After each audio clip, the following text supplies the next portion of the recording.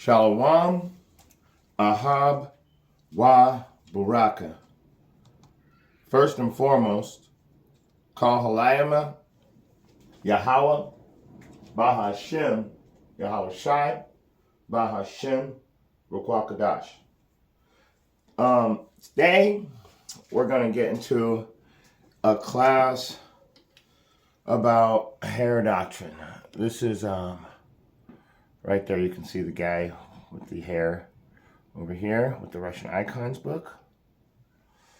So what we're going to do is, we're not going into the Russian icons. I'm just going to let it play in the background for a couple minutes just to show you that you are not going to see a bald Israelite priest, prophet, apostle, teacher, or any type of Israel. You'll not see a bald Israelite. And you're going to see a couple Israelites, though, with hair that goes a little bit past their shoulders. I think there's, in the whole Russian icons, maybe 2, maybe 3 depictions like that. So really, that's not what it's about. It's just to show that the hair should, for 90% of the pictures, people are going to be wearing afros. But you won't see somebody wearing a bald head, and you're not going to see somebody looking like Black Samurai with super long hair. This person right here that you're looking at right here on the right hand side, that is Samson. Unless you're Samson, which you're not, we all know that, you're not going to be using this as an excuse. So the reason why this guy right here has hair past his shoulders is because you're literally looking at Samson. So let's keep it going, though. I'm going to, first of all, I want to get right into it.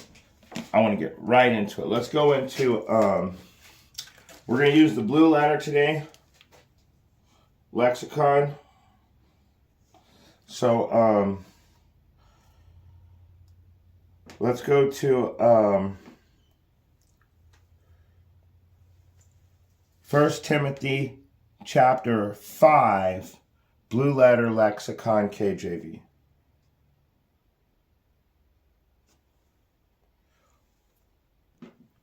Okay, first things first.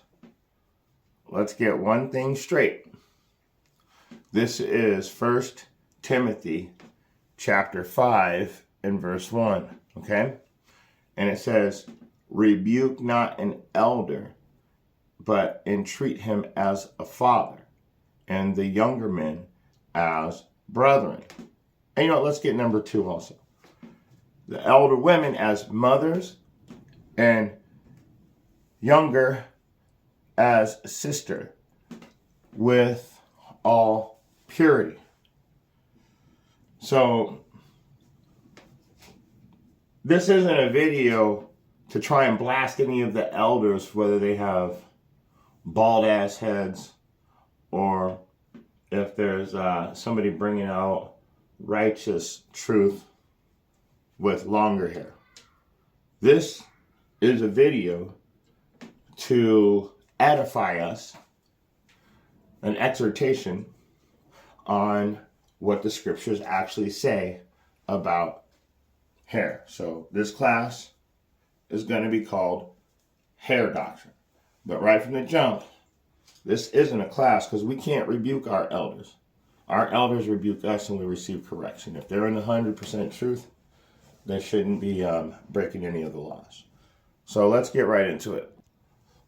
And what I mean by breaking into the laws, even as the prophets, elders, and apostles in these end times being circumspect, we know right away that there is only certain laws that we can actually keep, and then there's other laws that we actually have to almost just fall away from just to be safe. I mean, let me give you an example. It says to that if a man lies with another man as he does a woman, that's an abomination, and they both should be put to death. So it's punishable by death. We would not do that in this day and age, because once we put them to death, what would they do to us? They'll put us on death row, a death penalty. Plus, in these end times, since we're a nonviolent people and we have to wait for Yahushua to get here, we couldn't perform any of the penalties of breaking the laws. Plus, if we did, it would take away the grace that we have also coming back into the truth, if you can understand that.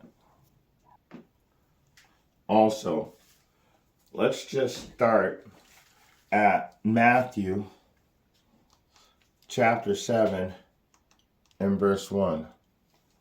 Okay, so we're going to go over to the book of Matthew. Like I said, chapter 7, and we're going to start from the top. Judge not, that ye be not judged. For with what judgment ye judge, ye shall be judged. And with what measure ye meet, ye shall be measured again. So I want to read that in one of these easier for you guys to understand Bible rewrites, is what I call it. This is a Bible rewrite. So remember one thing, when you go out judging people, you're going to get judged the same way. But let's get it. This is called the Living Bible. And so what we're going to do is go into the Living Bible, and we're going to read it in the way they have the rewrite. We're going to read the rewrite that might be easier for other people to understand. Do not criticize, and then you won't be criticized, for others will treat you as you treat them. Now, so I'm pretty sure that was more than self-explanatory. Right? Do you understand what I'm saying? That was more than self-explanatory. Let me read it again, just in case. Do not criticize, judge not, that ye be not judged. Do not criticize, and you won't be criticized. For others will treat you as you treat them. And then let's keep going over here in this book. Why boastest the mote that is in thy brother's eye, but considerest not the beam that is in thy own eye? So, would you guys like to hear it in this other book? I mean, I could break it down. Why would you try and help somebody else out when you got a whole bag of your own problems? Fix your own problems first, then help your brother. Now let's see what the scriptures say about that. We're going to go with the easy to read, okay? Why worry about a speck in the eye of a brother when you have a board in your own?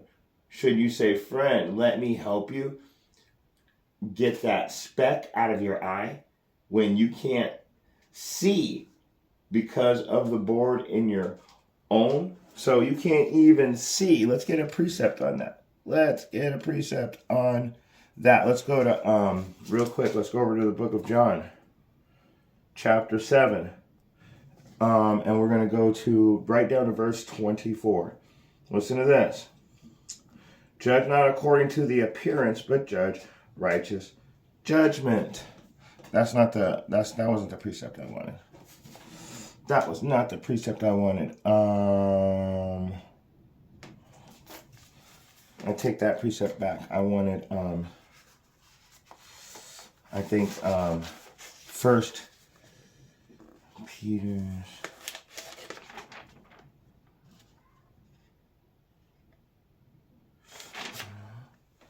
Where'd it go?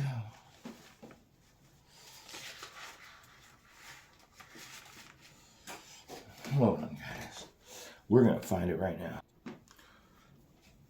Okay, so let's go back real quick to Matthew chapter 7, and we're going to go right back to it. Then we're going to go back to the King James Version so we can just keep it moving. I wanted to bring this out just because I just thought this was very interesting. So let's go right back up to 3. I started to go in the wrong direction for a second there, but I want to get this precept out and then we can move on. So, and then we'll go back to John 7:24 and also address that. I just didn't want to address it yet. So let's do it. So Matthew 7:3. And why beholdest thou the mote that is in thy brother's eye, but considerest not the beam that is in thine own eye? Or how wilt thou say to thy brother, let me pull the mote out of thine eye, and behold, the beam is in thine own eye? Thou hypocrite, this is verse 5. Thou hypocrite, first cast out the of thine own eye, and I'm sorry, I'm getting a little excited. Let me start over. Thou hypocrite, first cast out the beam of thine own eye, and then shalt thou see clearly to cast out the mote out of thy brother's eye. Let me read that verse 5. Watch this. Let me read 5 again in the rewrite real quick. Matthew 7 and 5. Hypocrite, first get rid of the board that is... first get the... here we go again. Hypocrite, first get rid of the board. Then you can see to help your brother. So it's saying that they're blind because they've got all these problems that they're blinded with, their own worldly problems, and they're trying to help their brother. And it's saying that it's impossible for you to help your brother when you're blinded by your own problems. In fact, now I feel like it's the perfect time to bring out that precept. Matthew chapter 15, and we're going to go right down to verse 14. It says, you know what? It says, 15 and 14. Let them alone. They are blind leaders of the blind. And if the blind lead the blind, they both shall fall into a ditch. So if you're going to have a giant board in your eye while you're trying to get the speck out of your brother's eye, you're literally falling into the category of the blind leaders of the blind. And the reason why I'm bringing all this out, because I said this is a class on hair doctrine, because I want to get this out of the way first. So this isn't a judgment class. This isn't a blind leaders of the blind class. This, like I said in the beginning, is a class about what the hair doctrine really says. And now that we've finally gotten all that out of the way, now let's go back to John chapter 7. And I brought out verse 24 earlier, and I want to address it now. It says, judge not according to the appearance, but judge righteous judgment. Now, the one thing is what I'm telling you is judge not according to the outwardly appearance of somebody. Because I've heard many times that we have entertained angels unawares. So you might be, they might just be coming up to test you. And in any way, shape, or form. But judge not according to the appearance, but judge righteous judgment. Also, you could have somebody that, let's say, is bald. Shaves their head, just goes bald, has a nice beard, but they're bald. And so they keep going with the cutting all the hair off the sides, just shaving it down so short you couldn't run a pick through it to pick out an afro. And so they didn't know, though, that the scriptures told us to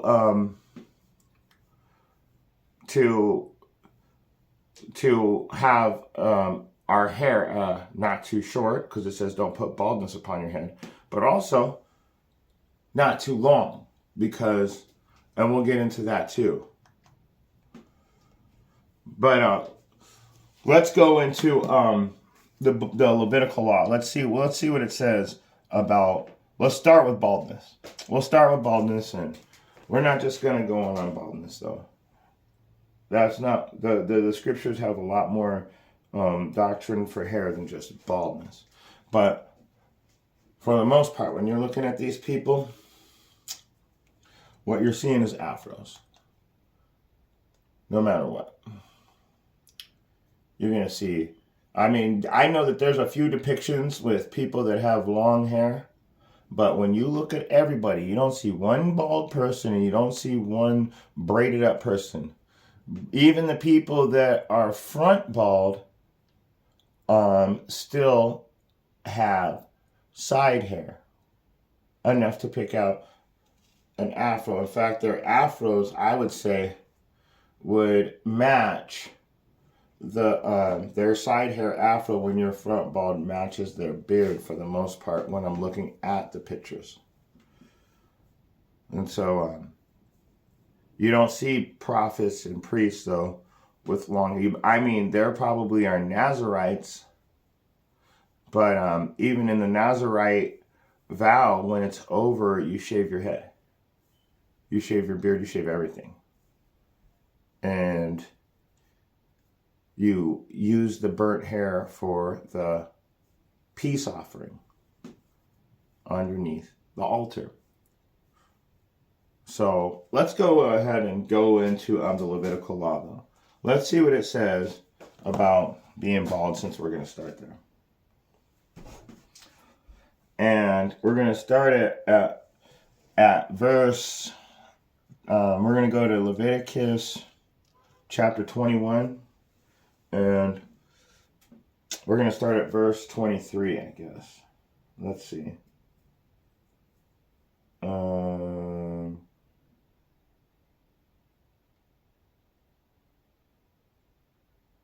No, sorry, that's the wrong one. Hold on.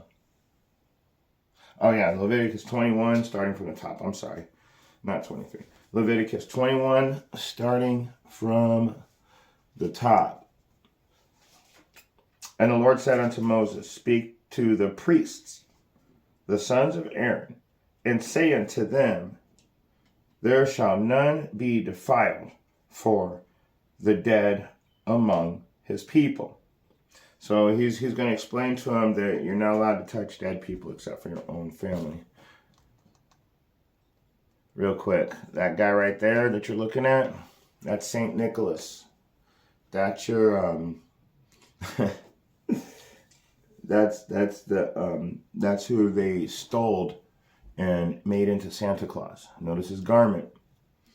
But let's get back into it. And Yahweh said unto Moses, speak unto the priests and the sons of Aaron, and say unto them, there shall none be defiled for the dead among the people, but for his kin that are near unto him, that is his mother and his father and his son, and for his daughter and his brother, and for his sister, a virgin that is nigh unto them, which hath had no husband, for her he may be defiled. But he shall not defile himself, being a chief among his people, to profane himself. Now let's get to 5. So I just wanted to keep it in context, showing you there's no secrets before it, okay? And there's no secrets after it. It's literally, this is the next subject he's getting into. First, he's telling you don't defile yourself with dead bodies unless it's your own family, the next of kin, like your close personal relatives. Other than that, don't mess with it. Now, when you get into the Apocrypha, of course, I think Tobit was the one who would go out and bury bodies. And I'm not sure, but I think it was Tobit. I don't want to get into it because I'll have to start looking it all up. But he was the only one that ever did that. But those were all his brothers and sisters that were being killed in the streets of the Israelites. So He's actually within the laws when he did that. I'm just letting you know. If you ever read over that, well, he said don't be defiled. No, he wasn't defiled because these were next of kin to him. But for his kin that is near unto him. So anyway, and he considered all of his brothers and sisters of Israel kin near unto him. But anyways, so now we know that that was a separate subject. Let's get back into the doctrine about hair. Okay?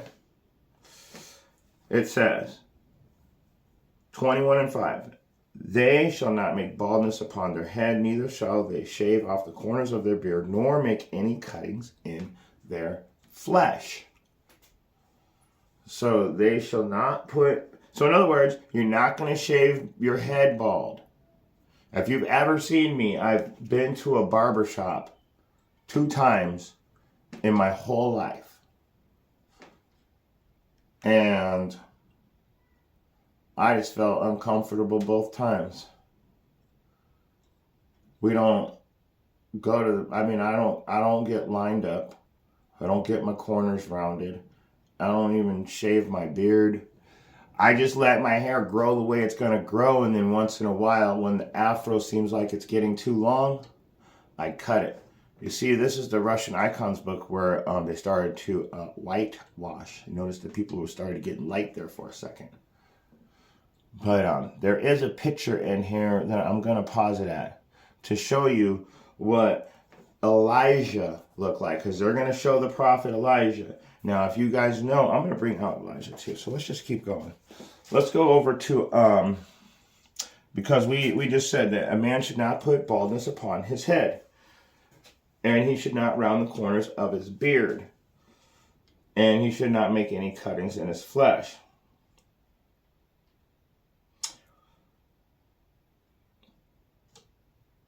So we're gonna go over to 1 Peter's,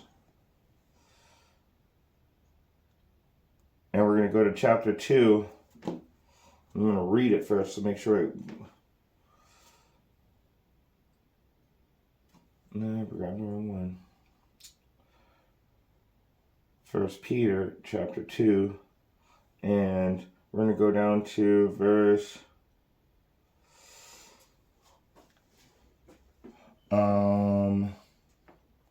9. And the reason why, I'm going to read this Leviticus again. I want you guys to see something here. Because it says, thou shalt not put baldness upon thy head. And there it is right there. So if you want to look this up, it's Black Authentic Truth. And it's the Russian icons. So he's just showing the whole book right here in front of you.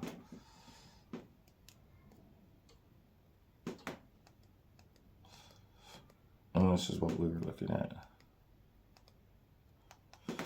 But there's one picture I wanted to show you guys that I let get past me while I was looking in here. Because it says not, and I'm going to show you guys a few other things too, but I just wanted to, since we're still at oh man, that picture just jumped right past, didn't it? Where did it go? So his hair is about shoulder length. This guy's, who knows? And then what I really wanted you guys to see, I don't know how it got past me. I literally screenshotted it already on my phone. There's a specific prophet, and it's Prophet Elijah. So I'm trying to figure out where he is. And I think it's very interesting because it's Elijah, like I said, because of the story of Elijah when he was made fun of by the children being called bald man. And then 2 she-bears came out of the woods and mauled down 42 of those children. So 42 kids lost their life after talking to Elijah. Now where did it go? Did I really finish the? I mean, is that him? And So, where is Elijah? There he is. Boom. Wait, they're going to come up with it right there. So, Elijah is front bald. But, as you can see, he still grows out his side hair. There it is. So, he still grows out his side hair. He's not unclean. Even if it went all the way back, it's still, there would be side hair there according to every picture we looked at. But when we're over in Leviticus, let's go back to it now. I wanted to get this picture up because this is one of the most, I would say, revered people in the scriptures. I mean, this is Elijah. He was taken back up into the kingdom. Kids made fun of him for being front bald, but he had his side hair guaranteed. And so he cursed those children, didn't he? But let's go back to it. In Leviticus chapter 21, because the reason why I want to show you, look, it says it right here. It says, because it goes in and this is talking about the priest. It says, speak unto the priests, the sons of Aaron, and say unto them, there shall be none be defiled for the dead among his people. So he's saying the priests. So only the priests are required to not shave their heads bald, so anybody else can? Is that what it's saying? Or is it, or are you misinterpreting it? Because it's clearly saying that the priests is who Moses is speaking to. So let's go to 1 Peter chapter 2, and we're going to start at verse 8. 1 Peter chapter 2 and verse 8. And a stone of stumbling and a rock of offense, even to them which stumble at the word, being disobedient. They stumble because they refuse to keep the laws, whereunto also they were appointed. So they were also appointed these laws. They just didn't want to keep them. But listen to this. But ye are a chosen generation, a royal priesthood, and holy nation. What is it? What is a nation? It's people. A nation is made of people. Now, but anyway, a peculiar people, that ye should show forth the praises of him who hath called you out of darkness into his marvelous light. So who shouldn't get baldness upon their head? Well, it says that Moses spake unto the priests. But 1 Peter 2 and 9 says that we are a chosen generation, a royal priesthood, a holy nation, a peculiar people, a nation of people that are a holy priesthood. So this law pertains to everybody. So thou shalt not put baldness upon thy head. Let's go to Leviticus, just to make sure you guys understand that I'm not talking about front bald, because that's actually a Levitical law. And let's see what it says in this Levitical law in Leviticus 13 and 40. It says, and the man whose hair is fallen off his head, he is bald, yet he is clean. But if you shave the rest of it off because you're front bald, you have now put yourself in an unclean environment. And so I would say for anybody that's front bald, rock the stink meter, keep the side hair, keep it nice and clean cut. I wouldn't cut it so short that you can't tell that you have hair, because then it falls into a category of being baldness upon your head. And with that being said, let's move over to get that precept about Elijah, since he's up on the screen. So let's go to 2 Kings, so you can see that I wasn't joking about this. We'll get it right now. We're going to go to 2 Kings, and we're going to go to chapter 2, actually. 2 Kings chapter 2. Oh, I got all of that. And we're going to go to, we're going to start at verse 23. 2 Kings chapter 2 and 23. And he went up from him. This is Elijah, the guy right here on the screen. And he went up from thence unto Bethel. And he was going up by the way. There came forth little children out of the city, and mocked him, and said unto him, Go up, thou bald head. Go up, thou bald head. Because he was front bald.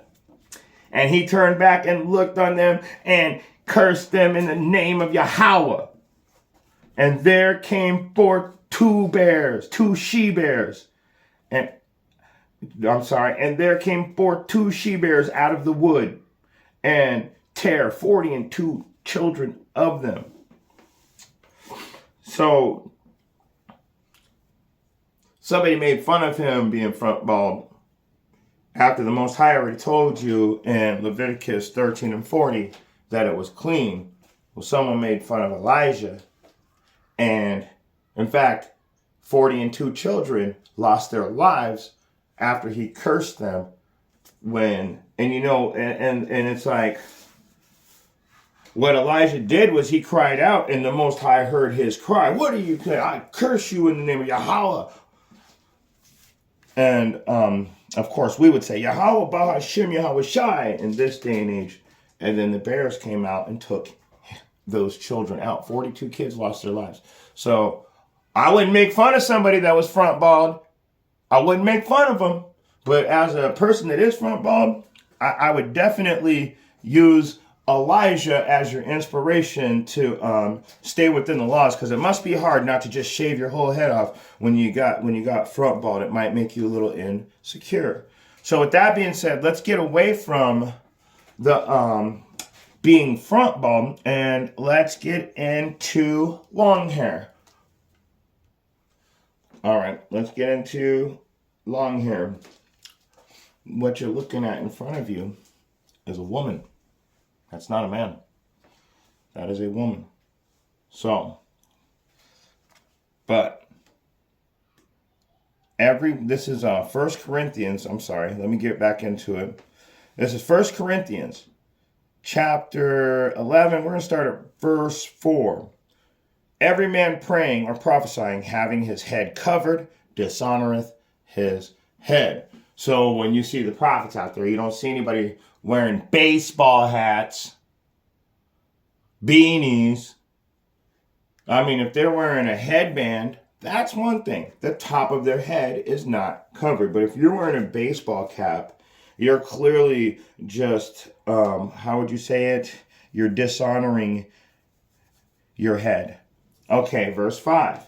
But every woman that prayeth or prophesieth with her head uncovered dishonoreth her head, for that is even all one as if she were shaven.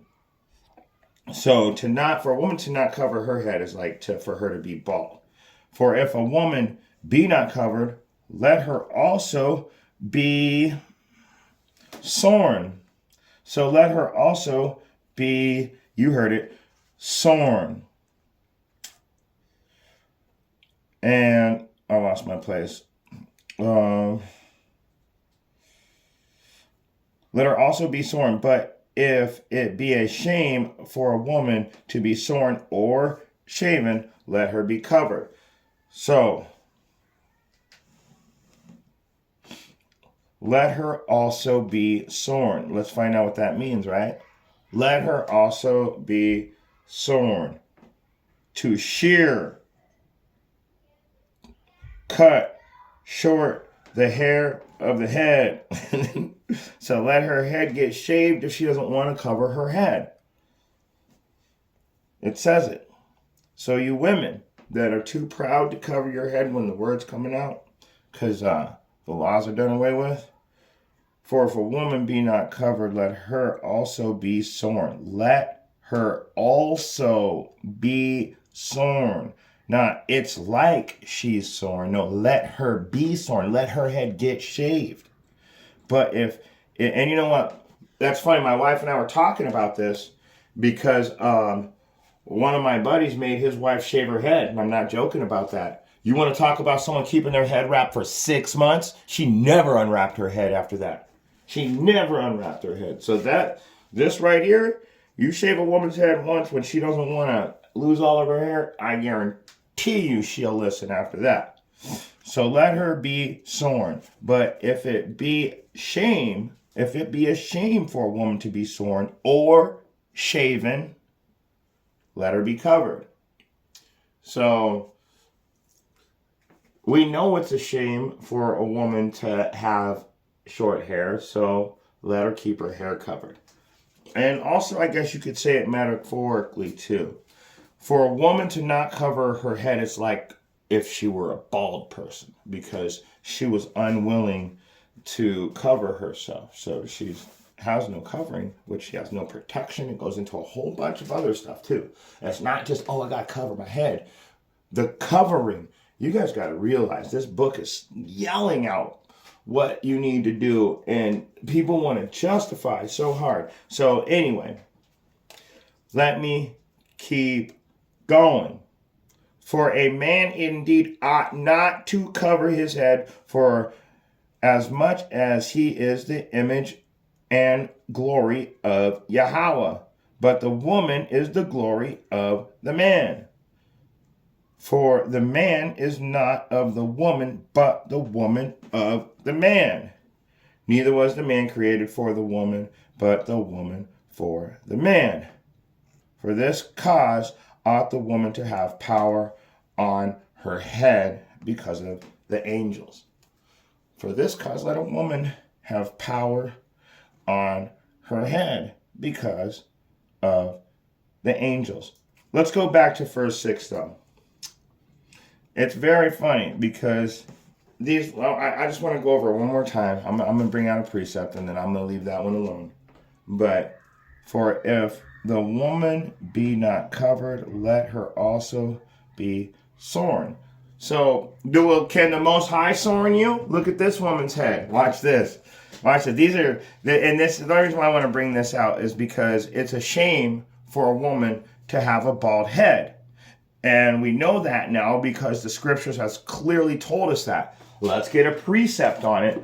And I want to show you how these women with these bald heads, how do they get this way? What happened, right? What happened to this lady? Well, I'm going to show you guys right now. This is her own fault. Let's go to Isaiah chapter 3. Let's find out. All the prophets already know where I'm going. Let's go to verse 17. You know what? Let's start at 16. Moreover, Yahweh saith, because the daughters of Zion are haughty, walking straightened forth necks, with one eyes walking and menacing as they go, and making a tinkling with their feet. Therefore the Lord will smite them with a scab, the crown of the head of the daughters of Zion, and Yahweh will discover their secret parts. So, see, these women are not keeping the laws right. And in fact, they're prideful and high-minded. If you go around to this day, they have not changed. So, a woman with no hair dishonoreth her head. So what did the Most High do? Since they're in such deep-rooted sin, he took their crown of glory away, and now he's just watching them in their sin. And, you know, it doesn't just stop there. Because we're going to jump back up to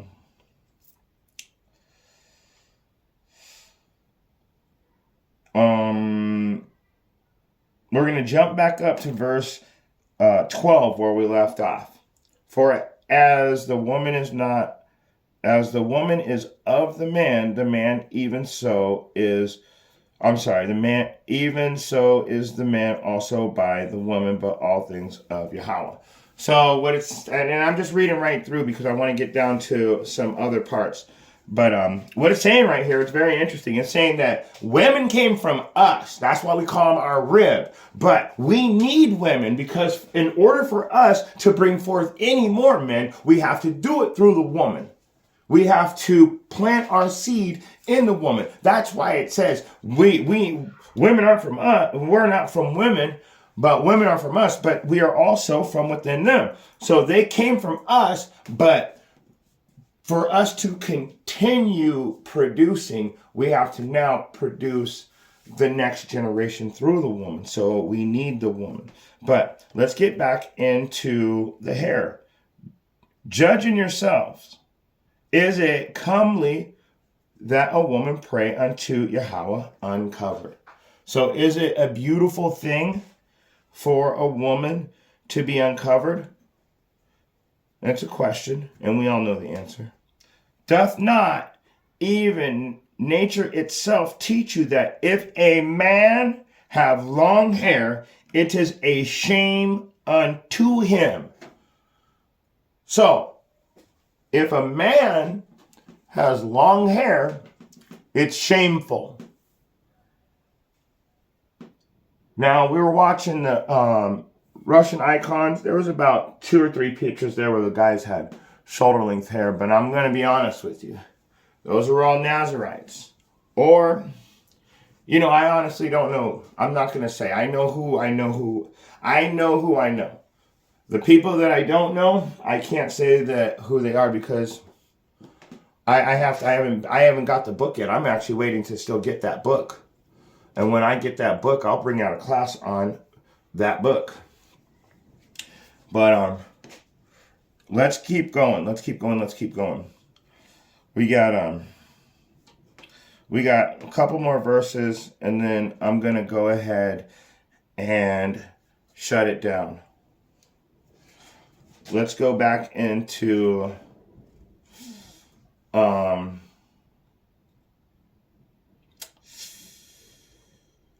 Corinthians chapter 11. And we're going to read 14 again. We're going to read straight down. Doth not even nature itself teach you that if a man have long hair, it is a shame unto him? Men are not supposed to have long hair. You shouldn't. Okay, so it's like this. You shouldn't be walking around bald-headed, but you shouldn't be walking around looking like Black Samurai with a bun on top, man buns, all that long halfway down your back, all that craziness has got to go. The Most High teaches us that. Not, you can't be doing that. That is a brother correcting you sincerely. No, but anyway, let me keep going. But if a woman have long hair, it is glory to her, for her hair is given to her for a covering. So so it's glorious for a woman to have a covering, and it is an abomination for a woman to Isaiah 3:17. Therefore the Lord will smite thee with a scab, the crown of the head of the daughters of Zion, and Yahweh will discover their secret parts. So yes, it's a glory for a woman to have long hair. And her hair is given to her as a covering. Without her hair, he's discovering her secret places. He's watching her be in sin. But, verse 16, but if any man seem to be conscientious, we have no such custom, neither the churches of Yahweh. I'm going to read that one to you guys in the New Living Bible version. And that was verse 16. But if anyone wants to argue about this, all I can say is that we never teach anything else than this, that a woman should wear a covering when prophesying or praying publicly in the church, and all the churches feel the same way about it. So right there, we're only teaching what we've always been taught. There is no way around it. There's no special doctrine that allows you to shave your head or grow your hair out 10 feet fucking long. That is all lies that you built. Those are justifications. Those are justifications that you built up in your mind to tell yourself it was okay to do the things the way that you want it. It's a justification where you're telling yourself it's okay to do things against the law, but it's against the law. So, men, if your hair's too long, cut it. Women,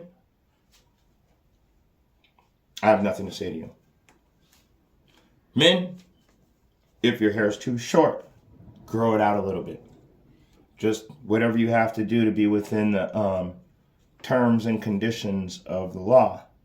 And like I said, to the elders, there's nothing I could say to any elder because you know more than I do. So if you shave your head bald, I must be for a damn good reason. All right. We're going to end it off here. 1 Timothy 1:8. But we know that the law is good if a man use it lawfully. So we know right away that if you're doing what the scriptures say to, then you're doing it the right way. You're doing a good thing. And I am going to read this last part for you. Now that you know if you're doing the law right, you're using it lawfully, you're doing a good thing. Knowing this is verse 9, that the law is not made for the righteous man. Because, you know why it says that? The law is not made for the righteous man. Because the righteous man will naturally keep the law already. He's not disobedient. He's righteous. He eschews all evil. That's why it says that. These laws are for the lawless and the disobedient and the ungodly and the sinners and the unholy and the profane, and for murderers of fathers and murderers of mothers and manslayers, for whoremongers, for them that defile themselves with mankind by following into the world, for man stealers. That would be slavery. People that put people into slavery. For liars. People that directly go against the law to produce a financial increase. Nate, Scary, HOI, ISUPK, you name it. Everybody's got a Cash App up. So just think about that. For purged persons, and if there be any other thing that is contrary to sound doctrine. Anything else that I didn't mention. Verse 11. According to the glorious gospel of the blessed Yahweh, which was committed to my trust. And with that being said, I always like to end my classes in Revelation, because that's where we're pretty much at in life right now, breaking the sixth seal practically in Revelation. I think it's you know what, I don't want to get into that. It's a different class, and I might be speaking out of turn. So we're breaking seals, let's just say that. But let's go to Revelation all the way to the very last page. Chapter 22. We're going to start at my favorite verse. Verse 12. And behold, I come quickly, and my reward is with me, to give every man according as his work shall be. I'm the Alpha and the Omega, and the beginning and the end, the first and the last. Blessed are they that do his commandments. The people that are able to do his commandments will have those commandments sealed in their hearts. They'll be able to actually follow the laws. They're not going to get a scab on the crown of their head. Let me keep going. Blessed are they that do his commandments. Like I said, blessed are they that do his commandments, that they may have the right to the tree of life and may enter in through the gates into the city. This is going to get right back into 1 Timothy chapter 1, 8 through 11. Listen to this. For without are dogs and sorcerers and whoremongers and murderers and idolaters and whosoever loveth and maketh a lie. Isn't that exactly what I just told you in 1 Timothy 1, 8 through 11? So, with that being said, if you have eyes to see and you have ears to hear, I just hope that you were able to get something out of this message about hair doctrine. I might have went a little off here and there, but I really just wanted to not base this class on a person or any in particular group of people, because we all seem to be going off in one way or another. And Kal Halayim Yahweh Bahashem Yahweh Shai Bahashem Rakwakadash Tuwa.